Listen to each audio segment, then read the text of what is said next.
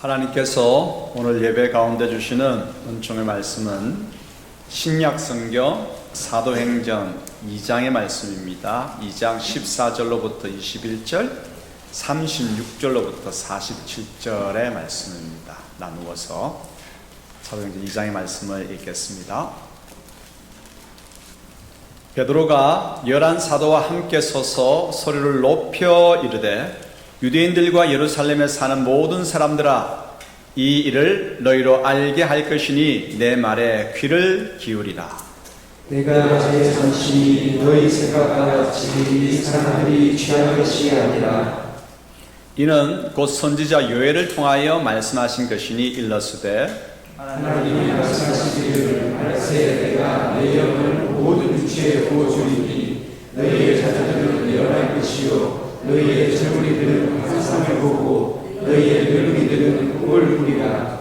그때 내가 내 영을 내 남종과 여종들에게 부어주리니 그들이 예언할 것이요 또 내가 위로 하늘에서는 기사를 아래로 땅에서는 징조를 풀리니 곧 피와 불과 연기로다. 주의 크고 영화로운 날이 이르기 전에 해가 변하여 어두워지고 달이 변하여 피가 되리라. 누구든지 주의 이름을 부르는 자는 구원을 받으리라 하였느니라. 그런즉 이스라엘 온 집은 확실히 알지니 너희가 십자가에 못 박은 이 예수를 하나님이 주와 그리스도가 되게 하셨느니라 하니라. 그들이 이 말을 듣고 마음에 심려 베드로와 다른 사도들에게 물어이르되 형제들아 우리가 어찌할꼬 하거늘.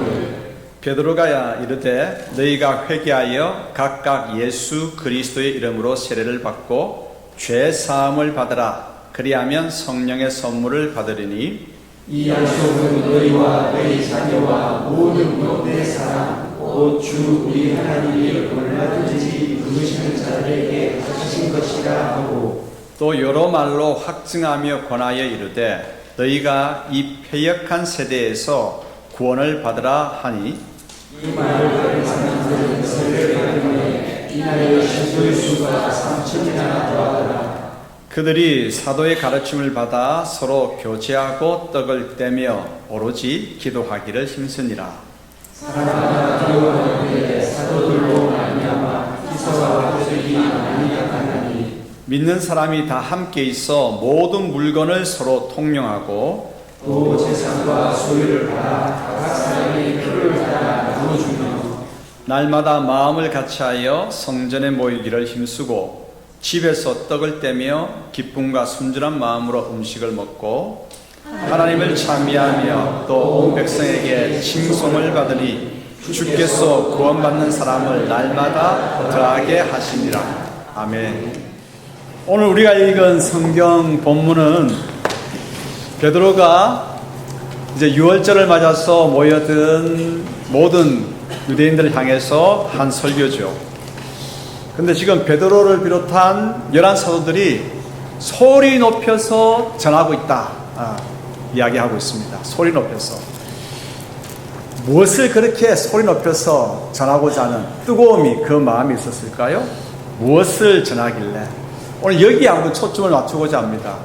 무엇을 전하길래 그렇게 소리 높여서 그렇게 외치고 설교하고 부르짖을까? 여기에 초점 맞추면서 하나님의 음성을 듣고자 합니다. 장사를 하든지 설교를 하든지 무엇을 가르치든지 어쨌든 뭔가를 하는 사람은 그 일을 온 힘을 다해서 소리쳐서 해야 돼요. 그래야 사람들이 집중하고 주의 있게 듣고 마음을 열고 받아들이지 듣든지 말든지 배우든지 안 배우면 너 손해지 하면 누가 듣겠습니까? 들으라고 온 힘을 다하다 보니까 소리가 높아질 수밖에 없고 오늘 베드로를 비롯한 11사도는 소리 높여서 지금 외치고 있습니다. 무언가를 전하기 위해서. 자, 무언가를 전하기 위해서 그것이 무엇일까요? 자, 경청하십시다. 첫 번째 교훈입니다. 예수님은 세상의 구주이십니다. 사도들이 그렇게 소리 높여서 전하고자 했던 것은 다른 것이 아닙니다. 예수님은 세상의 구주이시다라고 하는 진리입니다. 예수 그리스도. 우리는 예수님을 그냥 예수님 하지 아니하고 늘 같이 붙여서 이야기합니다. 예수 그리스도. 이렇게 말하기를, 그렇게 부르기를 좋아합니다. 근데 이 예수 그리스도는, 예수는 이름입니다. 그리스도는 직분입니다. 그래서 예수라고 하는 이분이 그리스도, 구주가 되심을 우리는 붙여서 이야기하죠. 그래서 예수 그리스도, 이름처럼 이야기하지만 그분께서 행하신, 온 세상을 구원하신 놀라운 그 역사를, 구원의 역사를 우리는 신앙 고백하면서 예수 그리스도라고 고백하는 것이죠. 그런데 예수님은 십자가, 로마의 사형의 형틀, 십자가에 달려 죽은 사형수가 아닙니까? 십자가 형틀에 죽은 사형수가 세상의 구주일까? 우리는 의구심이 듭니다. 과연 그분이, 사형수가 과연 세상의 구주이실까? 이 질문에 답하기 위해서 먼저 예수님께서 십자가에서 죽은 이유를 먼저 알아야 됩니다. 예수님은 어떤 죄가 있길래 십자가에 죽었을까? 로마법에는 세 가지 사형을 당할 이유를 설명합니다. 첫 번째, 나라의 반역한 죄는, 그 반역죄는 반드시 죽음으로 처단합니다. 두 번째, 로마 귀족을 살해했거나 이방인이 로마인을 죽인 살인죄에 대해서는 또한 죽음으로서 처단합니다. 그리고 사회를 엄청나게 어지럽게 한 죄에 대해서도 죽음으로 처단합니다. 그런데 예수님은 이 세 가지 모두에 해당되지 않습니다. 그렇다면 왜 예수님께서는 십자가에 달려 돌아가셨을까요? 왜 죽으셔야 했을까요? 세례 요한의 증언과 선지자 이사야의 예언에 대해서 한번 들어보십시다. 요한복음 1장 29절입니다. 이튿날 요한이 예수께서 자기에게 나아오심을 보고 이르되 보라, 세상 죄를 지고 가는 하나님의 어린 양이로다. 아멘. 그래서 예수님께서 십자가에 돌아가신 이유를 분명하게 밝히고 있습니다. 세상 죄를 지고 가는 하나님의 어린 양이라고 그 이유를 밝히고 있죠. 구약시대에는 백성들이 죄를 범하면 그 죄를 용서받기 위해서 제물을 가지고 하나님 앞에 나아갑니다. 대표적인 제물이 뭡니까? 양입니다. 양입니다. 어린 양입니다. 어린 양을 잡아서 그 피를 뿌림으로 죄 용서를 구하는 것이죠. 오늘 세례 요한은 예수님을 향해서 이렇게 이야기합니다. 보라, 세상 죄를 지고 가는 하나님의 어린 양이다 라고 고백을 하고 있습니다. 이것은 무슨 뜻입니까? 우리 모든 세상의 사람들의 죄를 씻어주시고 용서해주시기 위해서 그분은 하나님 앞에서 십자가에 죽으신 어린 양과 같은 구세주다 라고 고백하는 것이죠. 또한 이제 이사야 선지자의 예언을 한번 읽어보십시다. 이사야 53장 4절 5절 읽겠습니다. 그는 실로 우리의 질고를 지고 우리의 슬픔을 당하였거늘 우리는 생각하기를 그는 징벌을 받아 하나님께 맞으며 고난을 당한다 하였노라. 그가 찔림은 우리의 허물 때문이요 그가 상함은 우리의 죄악 때문이라. 그가 징계를 받음으로 우리는 평화를 누리고 그가 채찍에 맞음으로 우리는 나음을 받았도다. 아멘. 선지자 이사야의 그 예언을 통해서도 우리는 예수님께서 왜 십자가에 돌아가셨는지 분명히 깨닫게 됩니다. 그렇습니다. 예수님은 세상에 구주이십니다. 십자가에 달려 돌아가신 예수님은 단지 죄를 지어서 십자가에 죽은 사형수가 아닙니다. 우리 죄를 대신 지고 십자가에 죽으신 하나님의 어린 양, 온 땅의 구세주가 되십니다. 그래서 우리는 용서를 받고 평화를 누리게 됩니다. 예수님은 세상의 죄를 지어가는 구주이십니다. 두 번째 교훈입니다.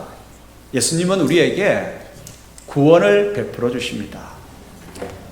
어린 양이 되신 예수님께서 우리에게 베푸신 그 구원은 두 가지 결과를 낳게 되죠. 그 두 가지 결과는 뭐냐? 죄의 용서와 새로운 삶의 시작입니다. 구원받았다고 하는 것이 뭡니까? 구원받았다고 하는 것은 죄의 용서를 받았다고 하는 의미입니다. 이것이 가장 중요하고 첫 번째입니다. 그리고 구원받았다고 하는 것은 새 삶을, 이제 시작한다는 뜻입니다. 먼저 죄 용서, 구원받았다고 해서 죄 용서죠. 예수님께서 십자가에 피 흘려 죽으심이 없다면 우리 죄는 용서받지 못합니다. 예수님께서 죽으심으로 말미암아서 우리는 살아남을 입었습니다. 예수님이 우리에게 주신 구원은 곧 우리의 모든 죄의 용서입니다. 에베소서 1장 7절 함께 읽겠습니다. 우리는 그리스도 안에서 그의 은혜의 풍성함을 따라 그의 피로 말미암아 속량 곧 죄사함을 받았느니라. 아멘. 추석 명절을 맞아서 우리 교우들이 고향 타지로 간 분들도 많지만 오늘 또 오래간만에 함께 모인 우리 새로운 또 가족들 보니까 반갑습니다. 환영합니다.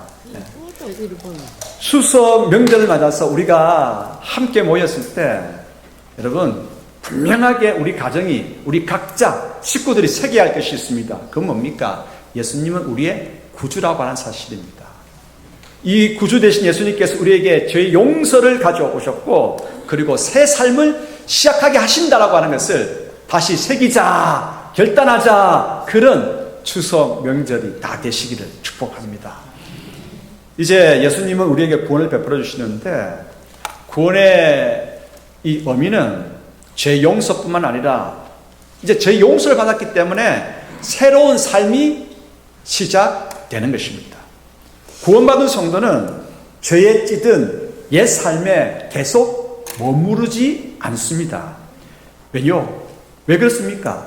죄가 더럽고 악하다는 것을 알고 깨닫기 때문에 죄를 버리기 시작합니다. 진짜 구원받았다라고 한다면, 죄 용서를 받았다고 한다면 죄가 치가 뚫린 만큼 더러운 것이고 악한 것이라고 하는 것을 깨닫고 그것을 버리기 시작합니다. 여전히 죄에 찌들린 상태로 남아 있습니까? 여러분 한번 돌아보셔야 됩니다. 내가 진짜 구원받았는가? 네, 구원받았는가?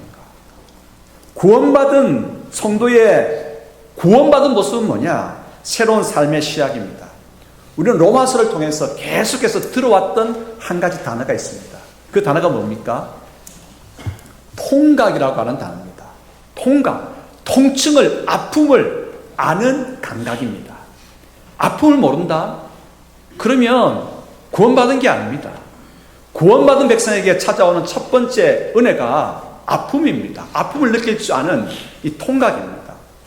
우리는 구원받으면 편안하고 평강을 누리고 평화롭고 기쁘고 이런 것만 생각하죠. 그것도 맞지만 진짜 중요한 건 뭡니까? 구원받은 백성에게 주어지는 진짜 중요한 은총, 그것은 나에게 통각이 있다고 하는 것입니다. 아픔을 느낄 줄 안다라고 하는 것입니다. 그래서 구원받았기 때문에 제가 얼마나 악하고 더러운 것인지 알고 그것을 버리기 시작하는 것입니다. 버리고 하나님께서 기뻐하시는 삶을 출발하는 것입니다. 성경에서 가르쳐주는 삶을 하나씩 이루어가기 시작하는 것입니다.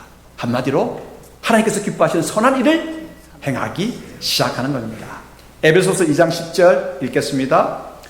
우리는 그가 만드신 바라 그리스도 예수 안에서 선한 일을 위하여 지으심을 받은 자니 이 일은 하나님이 전에 예비하사 우리로 그 가운데서 행하게 하려 하심이니라. 아멘.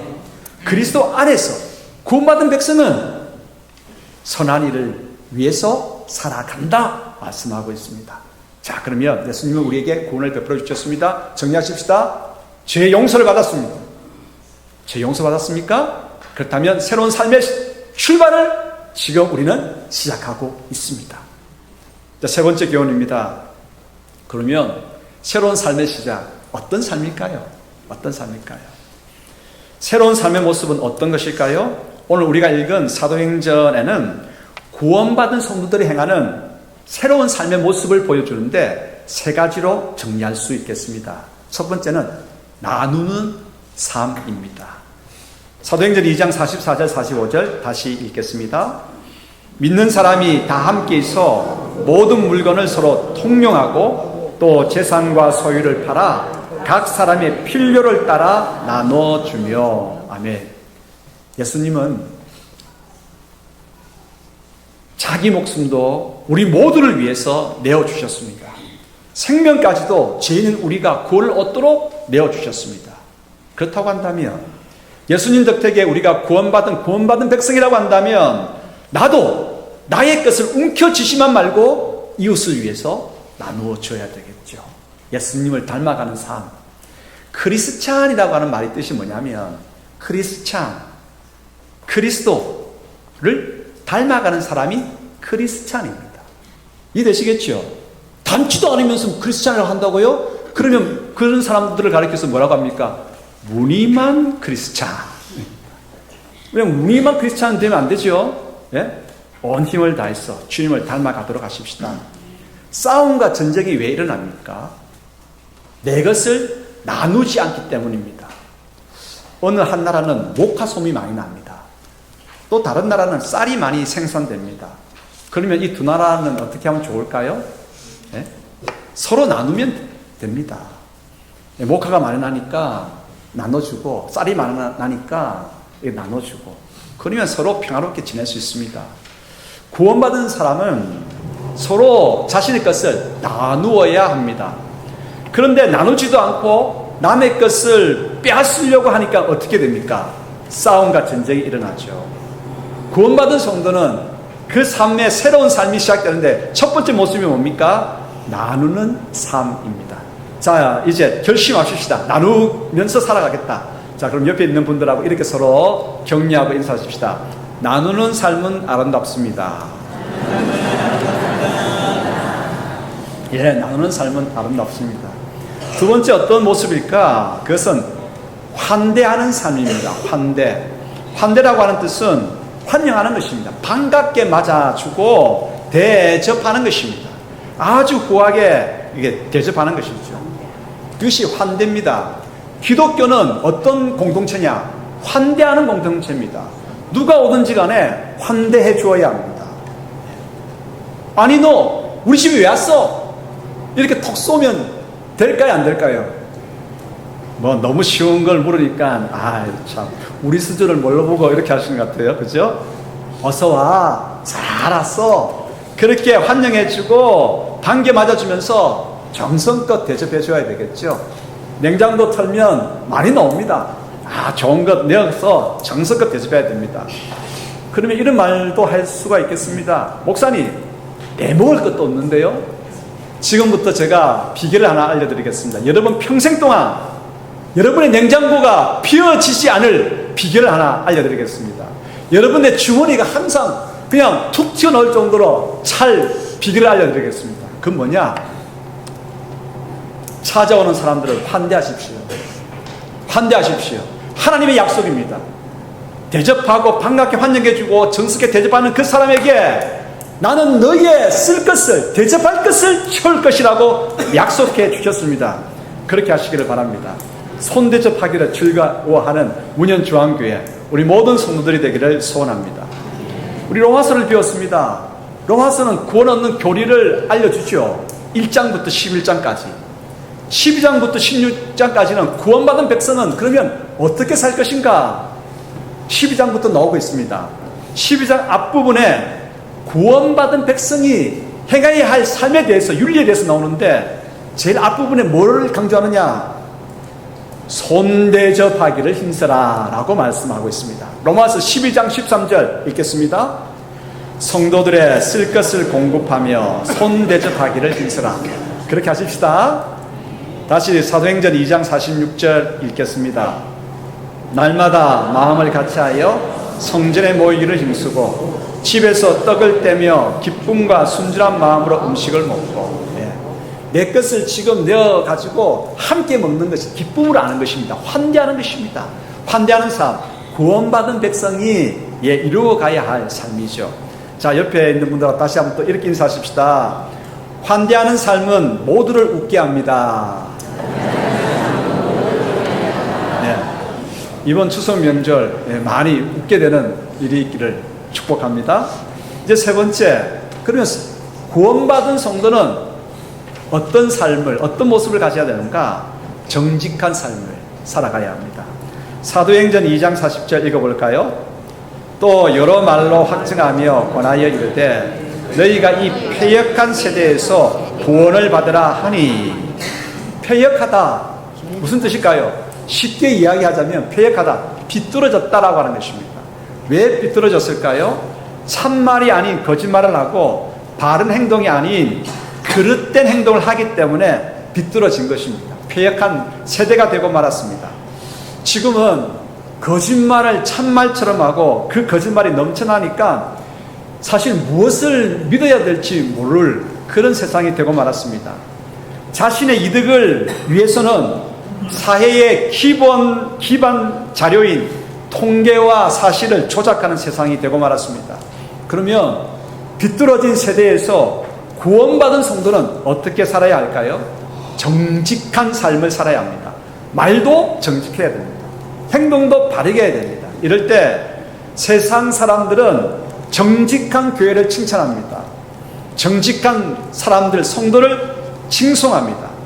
이럴 때 뭐가 일어나죠? 전도가 됩니다. 전도가 따로 있는 것 아닙니다. 우리가 하나님께로부터 구원받은 백성답게 어떻게 해요? 나누며 살고 환대하며 살고 정직한 삶을 살아갈 때 세상 사람들은 나도 저 사람 닮고 싶다, 닮고 싶어서 어디로 나옵니까? 교회로 오게 되고 하나님께로 나오게 되는 것입니다. 사도행전 2장 47절 읽겠습니다. 하나님을 찬미하며 또 온 백성에게 칭송을 받으니 주께서 구원받는 사람을 날마다 더하게 하시니라. 아멘. 자, 이제 정리하겠습니다. 예수님은 누구십니까? 추석 명절을 맞아서 우리가 함께 모였습니다. 아이부터 어른들까지 다 함께 모였습니다. 또 가정별로도 이제 다 모였죠. 이때 믿음을 다시 한번 우리 모두에게 새기도록 하십시다. 가정에 새기고 우리 각자에게 새겨줍시다. 예수님은 누구십니까? 우리를 죄에서 건져주시는 구주가 되십니다. 예수님 덕분에 우리는 죄의 용서를 받았고 새로운 삶을 시작하게 되었습니다. 새로운 삶은 어떤 것이었나요? 나누는 삶입니다. 환대하는 삶입니다. 정직한 삶입니다. 이러한 삶을 통해서 아무리 세상이 어둡다 할지라도 교회가 있기에 희망이고 성도가 있기에 이 세상을 밝혀나가는 그러한 역사가 있기를 축복합니다. 기도하겠습니다. 하나님 감사합니다. 추석 명절을 맞아서 흩어졌던 가족들이, 친지들이 함께 모였습니다. 오늘도 오랜만에 반가운 얼굴들이 함께 모여서 하나님 앞에서 마음을 모아 예배합니다. 주님, 저희들의 예배를 받아주시고 특별히 하나님께서 주시는 말씀 마음 활짝 열고 들었습니다. 실천할 수 있도록 도와주시옵소서. 죄의 용서를 허락하여 주시고 새 삶을 시작하게 하신 예수 그리스도, 이 믿음을 가지고 나아가겠습니다. 이 믿음이 있기에 새로운 삶을 시작합니다. 지금까지는 움켜쥐었습니다. 나누겠습니다. 나 혼자만 알았습니다. 나 혼자만 대접받기를 원했습니다. 이제부터는 환대하며 살겠습니다. 주님, 거짓을 버리고 정직한 삶을 살겠습니다. 우리에게 나누고 환대하고 정직한 걸음을 허락하여 주시옵소서. 오늘도 이런저런 마음의 계획들이 있습니다. 아버지 하나님, 그 모든 계획 가운데에, 그런 가운데에 하늘의 놀라운 은혜를 풍성하게 내려 주시옵소서. 예수 그리스도 이름으로 기도드리옵나이다. 아멘.